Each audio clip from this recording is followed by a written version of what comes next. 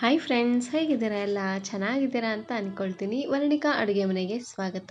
ಇವತ್ತಿನ ವಿಡಿಯೋದಲ್ಲಿ ಮೊಟ್ಟೆನ ಬಳಸಿ ತುಂಬಾ ರುಚಿಯಾಗಿರುವಂತಹ ರೆಸಿಪಿನ ಯಾವ ರೀತಿ ಮಾಡೋದು ಅಂತ ನೋಡೋಣ. ಮೊಟ್ಟೆನ ಬಳಸಿ ಮೊಟ್ಟೆ ಕರಿ ಹಾಗೆಯೇ ಮೊಟ್ಟೆ ಬಿರಿಯಾನಿ ಎಲ್ಲ ಮಾಡಿರ್ತೀರಾ, ಆದರೆ ಒಂದು ಸಾರ್ತಿ ಇದನ್ನು ಮಾಡ್ಕೊಳ್ಳಿ, ತುಂಬಾ ರುಚಿಯಾಗಿರುತ್ತೆ. ಚಪಾತಿ, ಅನ್ನ, ರೋಟಿ, ಕುಲ್ಚಾ ಜೊತೆಗೆಲ್ಲ ನೀವು ಇದನ್ನು ಸರ್ವ್ ಮಾಡ್ಕೊಳ್ಬೋದು. ತುಂಬಾ ರುಚಿಯಾಗಿರುತ್ತೆ ಅಂತಲೇ ಹೇಳ್ಬೋದು. ಹಾಗಾದರೆ ಬನ್ನಿ ತಡ ಮಾಡದೆ ರೆಸಿಪಿನ ಶುರು ಮಾಡೋಣ. ಇದನ್ನು ಮಾಡಲಿಕ್ಕೆ ಮೊದಲು ನಾನಿಲ್ಲಿ ಒಂದು ಪ್ಯಾನ್ಗೆ ಸ್ವಲ್ಪ ಎಣ್ಣೆನ ಹಾಕ್ಕೊಳ್ತಾ ಇದ್ದೀನಿ. ಎಣ್ಣೆನ ಪೂರ್ತಿಯಾಗಿ ಈ ರೀತಿಯಾಗಿ ಪ್ಯಾನ್ ತುಂಬ ಸ್ಪ್ರೆಡ್ ಮಾಡ್ಕೊಂಡು ತಗೊಳ್ಳಿ. ಸಣ್ಣ ಚಮಚದಲ್ಲಿ ಒಂದು 3ರಿಂದ 4 ಚಮಚ ಆಗುವಷ್ಟು ಎಣ್ಣೆನ ಹಾಕ್ಕೊಳ್ಳಿ. ನೋಡಿ, ಎಣ್ಣೆ ಹಾಕ್ತಿದ್ದಂಗೆ ಉರಿನ ಪೂರ್ತಿಯಾಗಿ ಲೋ ಫ್ಲೇಮ್ನಲ್ಲೇ ಇಟ್ಟು ಮೊಟ್ಟೆನ ಒಡೆದು ಹಾಕ್ಕೊಳ್ತಾ ಇದ್ದೀನಿ.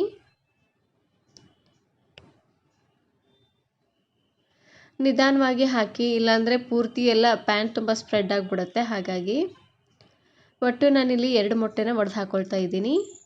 ನಾಟಿ ಕೋಳಿ ಮೊಟ್ಟೆನಾದರೂ ಹಾಕ್ಕೊಳ್ಬೋದು, ಇಲ್ಲಾಂದರೆ ಫಾರಂ ಕೋಳಿ ಮೊಟ್ಟೆನಾದರೂ ನೀವು ಇಲ್ಲಿ ಹಾಕ್ಕೊಳ್ಬೋದು.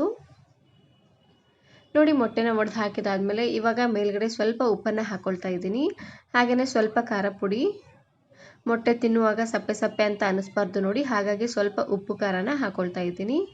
ನಿಮ್ಗೆ ಬೇಕಿದ್ದರೆ ಇದರಲ್ಲೇ ಸ್ವಲ್ಪ ಧನಿಯಾ ಪುಡಿ ಹಾಗೆಯೇ ಗರಂ ಮಸಾಲ ಬೇಕಿದ್ದರೆ ಅದನ್ನು ಸಹ ನೀವು ಇಲ್ಲಿ ಹಾಕ್ಕೊಳ್ಬೋದು. ಉಪ್ಪು ಖಾರನ ಹಾಕಿದಾದ್ಮೇಲೆ ಇವಾಗ ಮೇಲ್ಗಡೆ ಮುಚ್ಚಳನ ಮುಚ್ಚಿ ಉರಿನ ಪೂರ್ತಿಯಾಗಿ ಲೋ ಫ್ಲೇಮ್ನಲ್ಲೇ ಇಟ್ಟು ಒಂದು 2 ನಿಮಿಷವರೆಗೂ ಇದನ್ನು ಚೆನ್ನಾಗಿ ಬೇಯಿಸ್ಕೊಳ್ಬೇಕು. ನೋಡಿ, ಈ ರೀತಿಯಾಗಿ. ಎಣ್ಣೆ ಸ್ವಲ್ಪ ಕಡಿಮೆ ಅಂತ ಅನಿಸಿದ್ರೆ ಇನ್ನು ಸ್ವಲ್ಪ ಎಣ್ಣೆನ ಹಾಕ್ಕೊಳ್ಳಿ. ನೋಡಿ, ಒಂದು ಸೈಡೆಲ್ಲ ಚೆನ್ನಾಗಿ ಬೇಯಿಸಿದಾದ್ಮೇಲೆ ಇವಾಗ ಮತ್ತೆ ಇಲ್ಲಿ ಹೊಳಿಸಿ ಬೇಯಿಸ್ಕೊಳ್ತಾ ಇದ್ದೀನಿ.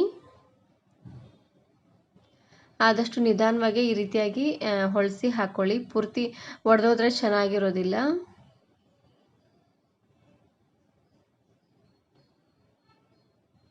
ನೋಡಿ, 2 ಸೈಡು ಚೆನ್ನಾಗಿ ಇದನ್ನು ಫ್ರೈ ಮಾಡ್ಕೊಳ್ಬೇಕು. ನೋಡಿ, ಮೊಟ್ಟೆ 2 ಸೈಡು ಚೆನ್ನಾಗಿ ಬೆಂದಾಗಿದೆ. ಇವಾಗ ನಾನಿಲ್ಲಿ ಒಂದು ಪ್ಲೇಟಿಗೆ ಎತ್ತಿಟ್ಕೊಳ್ತಾ ಇದ್ದೀನಿ. ಆದಷ್ಟು ಈ ರೀತಿಯಾಗಿ ನಾನ್ ಸ್ಟಿಕ್ ಪ್ಯಾನ್ ಇರುತ್ತೆ ನೋಡಿ, ಅದರಲ್ಲೇ ಮಾಡ್ಕೊಳ್ಳಿ.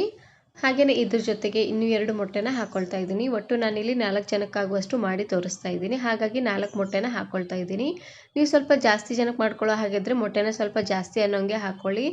ನೋಡಿ, ಇದೇ ರೀತಿಯಾಗಿ ಮೊಟ್ಟೆನ ಒಡೆದು ಹಾಕ್ಕೊಂಡಿದ್ದಾದಮೇಲೆ ಉಪ್ಪು ಖಾರನ ಹಾಕ್ಕೊಂಡು 2 ಸೈಡು ಚೆನ್ನಾಗಿ ಇದನ್ನು ಫ್ರೈ ಮಾಡ್ಕೊಂಡು ತಗೊಳ್ಬೇಕು. ನೋಡಿ, ಈ ರೀತಿಯಾಗಿ. ನೋಡಿ, ಮೊಟ್ಟೆನ ಚೆನ್ನಾಗಿ ಫ್ರೈ ಮಾಡ್ಕೊಂಡಿದ್ದಾದಮೇಲೆ ಇವಾಗ ಅದೇ ಪ್ಯಾನ್ಗೆ ಸ್ವಲ್ಪ ಎಣ್ಣೆನ ಹಾಕ್ಕೊಳ್ತಾ ಇದ್ದೀನಿ. ಎಣ್ಣೆ ಸ್ವಲ್ಪ ಬಿಸಿ ಆಗ್ತಿದ್ದಂಗೆ ಅರ್ಧ ಚಮಚ ಆಗುವಷ್ಟು ಜೀರಿಗೆ ಹಾಗೆಯೇ ಮೀಡಿಯಂ ಸೈಜಿನ 2 ಈರುಳ್ಳಿನ ಈ ರೀತಿಯಾಗಿ ಸಣ್ಣದಾಗಿ ಕಟ್ ಮಾಡಿ ಹಾಕ್ಕೊಳ್ತಾ ಇದ್ದೀನಿ. ಈರುಳ್ಳಿನ ಈ ರೀತಿಯಾಗಿ ಸಣ್ಣದಾಗಾದರೂ ಕಟ್ ಮಾಡ್ಕೊಳ್ಬೋದು, ಇಲ್ಲಾಂದರೆ ತೆಳ್ಳದಾಗಿ ಉದ್ದವಾಗಿ ಆದರೂ ನೀವು ಇಲ್ಲಿ ಕಟ್ ಮಾಡ್ಕೊಳ್ಬೋದು.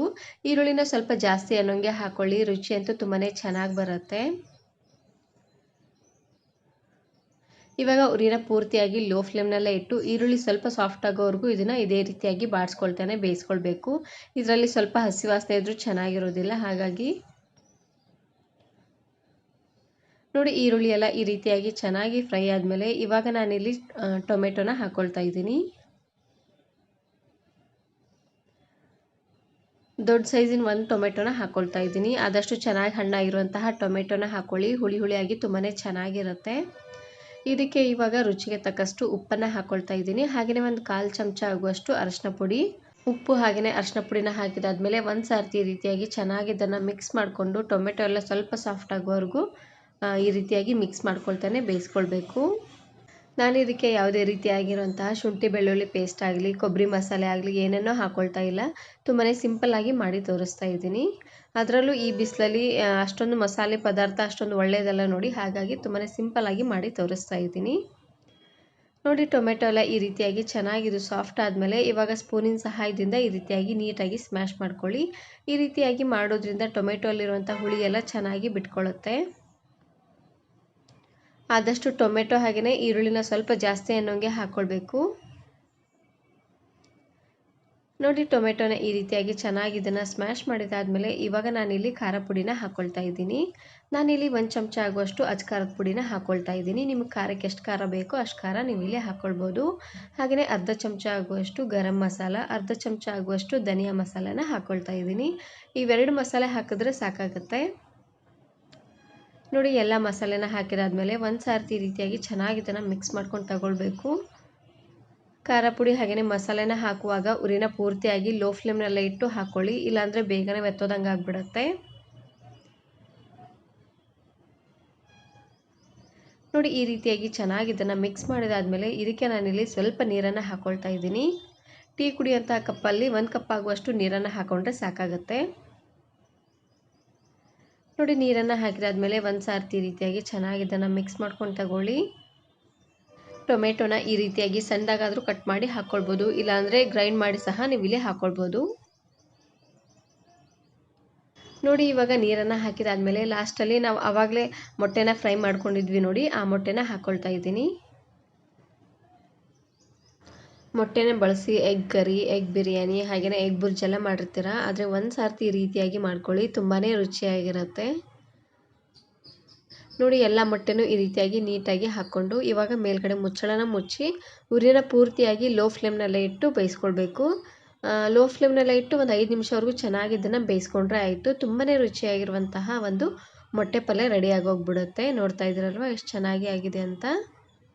ಮೊದಲೇ ನಾವು ಮೊಟ್ಟೆನ ಫ್ರೈ ಮಾಡಿ ಹಾಕಿರೋದ್ರಿಂದ ಮೊಟ್ಟೆ ಬೇಯಲಿಕ್ಕೆ ಜಾಸ್ತಿ ಹೊತ್ತೇನು ಬೇಕಾಗೋದಿಲ್ಲ, ಬೇಗನೆ ಬೆಂದ್ಬಿಡುತ್ತೆ.